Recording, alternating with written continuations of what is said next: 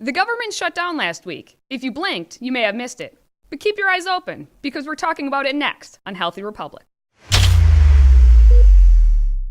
Hi everybody, I'm Katie, and this is Healthy Republic. I am comforted to know that we all survived last week's government shutdown. Now, for those of you who did not know the government technically shut down, it may be because we simply call it the weekend, when many full-time employees aren't working.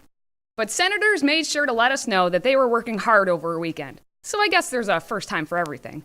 Pandemonium broke out in the media and on the Twitter sphere, where everyone took to blaming everyone else for why Congress could not pass a spending bill to determine the budget and discretionary spending. Well, I mean, the bottom line is President Trump proved to be incompetent. There was no art of a deal here. The president up and tweeting this morning, putting the blame squarely on Democrats, writing, "This is the one-year anniversary of my presidency, and the Democrats wanted to give me a nice present. Democrat shutdown," his label apparently for this. This vote should be a no-brainer. And it would be, except the Democratic leader has convinced his members to filibuster any funding bill that doesn't include legislation they are demanding for people who came into the United States illegally.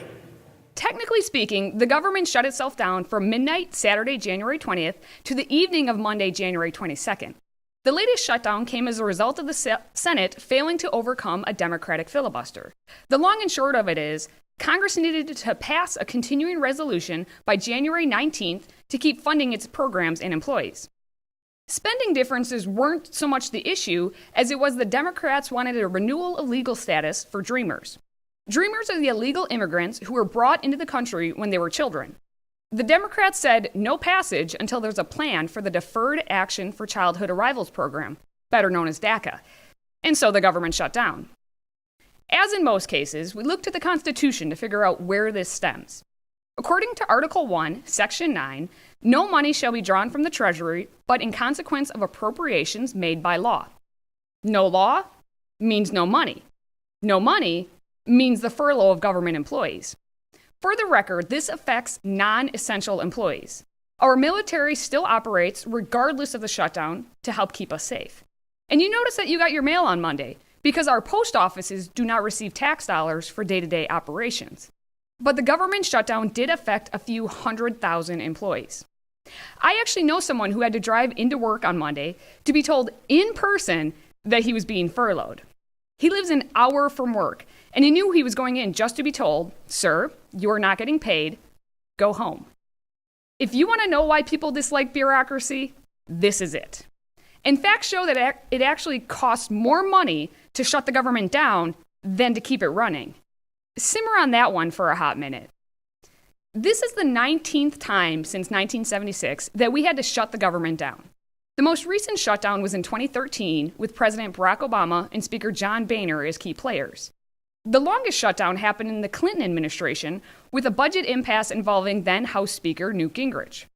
It was not a very Merry Christmas as the government shut down for 21 days from December 5th, 1995 to January 6th, 1996.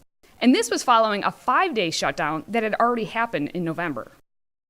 So there are various reasons historically for the shutdown. But here's what it always comes down to, every single time.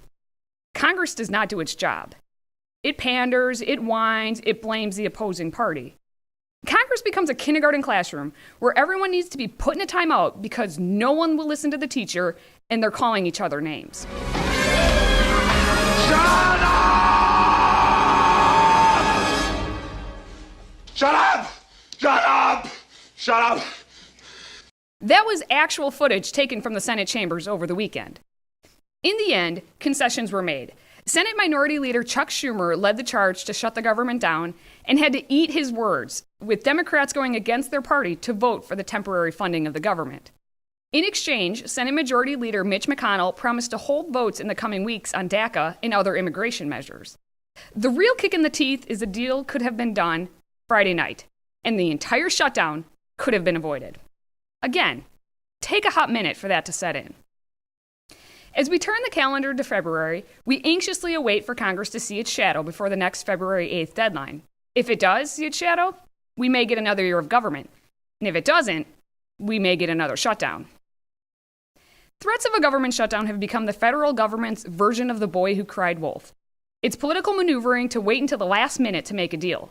And then when they mess it up and the government really is shut down, who are the losers? All of us. Somehow we forget this when we go to the ballot box to re-elect our members of Congress, term after term after term. With just a few months until the midterm primaries, write yourself a little note as a reminder this year. Until next time, stay healthy, America. Hey everybody, if you liked that video, make sure to head over to FreedomProject.com, where there'll be plenty of more videos with me and my Argyle.